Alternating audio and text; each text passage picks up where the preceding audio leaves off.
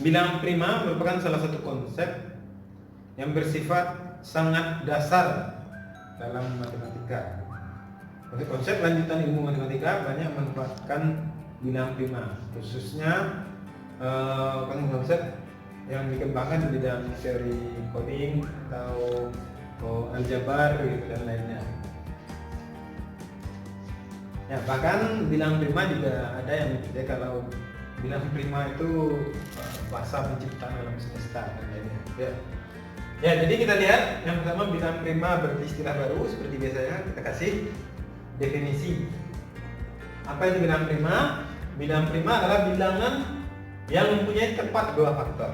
Jadi bilangan prima itu bilangan yang mempunyai tepat dua faktor positif. Ya, makanya ada orang mengatakan bilangan prima adalah bilangan yang mempunyai faktor satu dan dirinya sendiri. Nah, kan dua, berarti yang pertama satu, yang kedua dirinya sendiri. Ya, jadi yang dua faktor ini satu dan dirinya sendiri. Bilangan prima. Ya, oke. Kita lihat pembagian bilangan prima dilakukan ketika ruang bicara kita adalah bilangan asli. Nah, jadi jangan pernah berpikir bilangan prima bernilai negatif, karena ruangan bicaranya adalah bilangan asli. Jadi bilangan asli kita kelompokkan menjadi tiga. Yang pertama satu, itu dia berdiri sendiri satu gitu. Yang kedua bilangan prima, bilangan yang mempunyai tepat dua faktor. Di sini tepat dua faktor, dan sisanya disebut dengan bilangan komposit atau mempunyai lebih dari dua faktor. Ya, atau bisa kita kelompokkan seperti ini. Ini satu ya, satu aja. Yang kelompok ini adalah bilangan prima, dan yang kelompok yang terakhir adalah bilangan komposit. Bilangan komposit. Ya, ini bisa kita lihat ya, misalnya 4 faktornya 1, 2, dirinya sendiri 4. Ada 3 faktor, ini lebih dari 2. Kalau 6 faktornya 1, 2, 3, 6 ya, dan 4 faktor dan seterusnya dan lain-lain ya. Ya, kita lihat sifat-sifat bilangan prima. Berapa sifat bilangan prima? Yang pertama, jika P bilangan prima dan AB suatu bilangan bulat, jika P membagi AB, jika dan hanya jika P membagi A atau P membagi B, salah satunya membagi A atau B. Yang kedua, secara konsep ada tak hingga banyaknya bilangan prima. Dan yang ketiga, setiap bilangan prima yang lebih dari satu dibagi oleh setiap bilangan lebih dari satu dibagi oleh bilangan prima. Ya, setiap bilangan asli yang lebih dari satu dibagi oleh satu bilangan prima. Ya, ini tidak kita buktikan karena kita cuma mereview saja. Ya, selanjutnya suatu konsep yang sangat berhubungan dengan bilangan prima yaitu teorema fundamental aljabar. Ini juga merupakan konsep pembilangan, yaitu setiap bilangan asli yang lebih dari satu adalah bilangan prima atau dapat dinyatakan sebagai perkalian bilangan prima. Apa maksudnya dapat dinyatakan sebagai perkalian bilangan prima? Kita lihat bilangan yang lebih dari satu, misalnya 3 itu bilangan prima. 6 sama dengan 2 kali 3, 2 bilangan prima, 3 bilangan prima. Misalnya selanjutnya 24, 3 dikali 2 kali 2 kali 2, 3 dikali 2 pangkat 3. Jadi teorema fundamental aljabar ini nanti berhubungan dengan kepastian dari faktorisasi prima. Jadi konsep faktorisasi prima muncul dari teorema fundamental aljabar. Ya, sekarang kita lihat hubungan teorema fundamental aljabar dengan FEB. Ya, dengan GCD sini FEB ya, Greatest Common Divisor.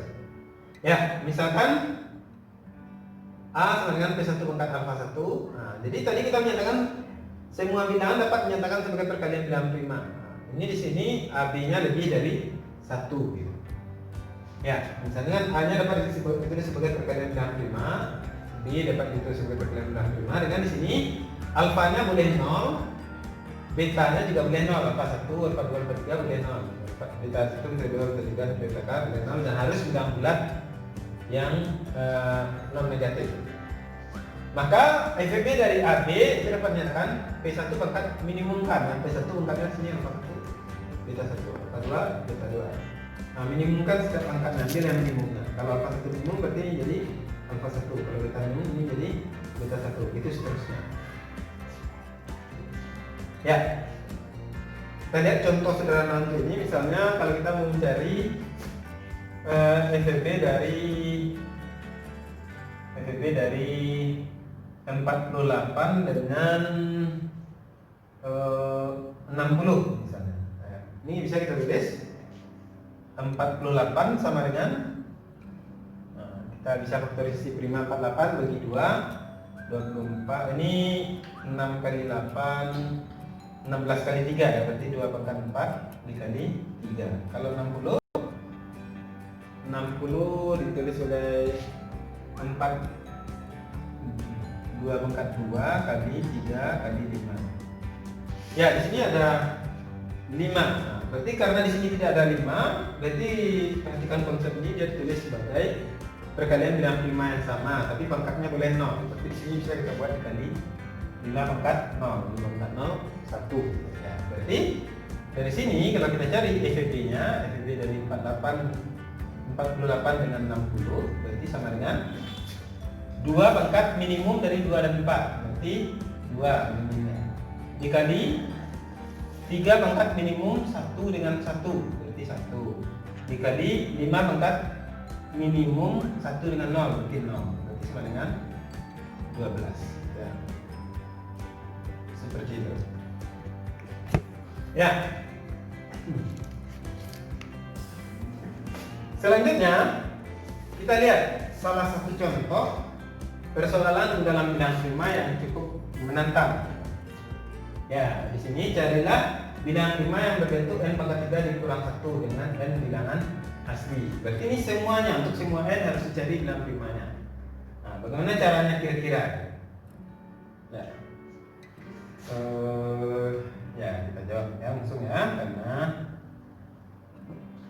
ini video jadi tidak ada interaksi gitu. Ya, oke. Ya, jadi perhatikan n pangkat 3 dikurang 1 itu sama dengan, bisa kita faktorisasi dengan hasil aljabar sederhana, n dikurang 1 dikali n kuadrat ditambah n tambah 1. Oke. Ya, karena dia perkalian dari dua bilangan, berarti salah satunya harus 1. Berarti yang ini 1 atau yang ini 1 gitu. Oke, kita tulis. Ya, yang pertama kasus 1. Kasus pertama. Kalau n dikurang 1 yang sama dengan 1, berarti di sini dapat n sama dengan 2.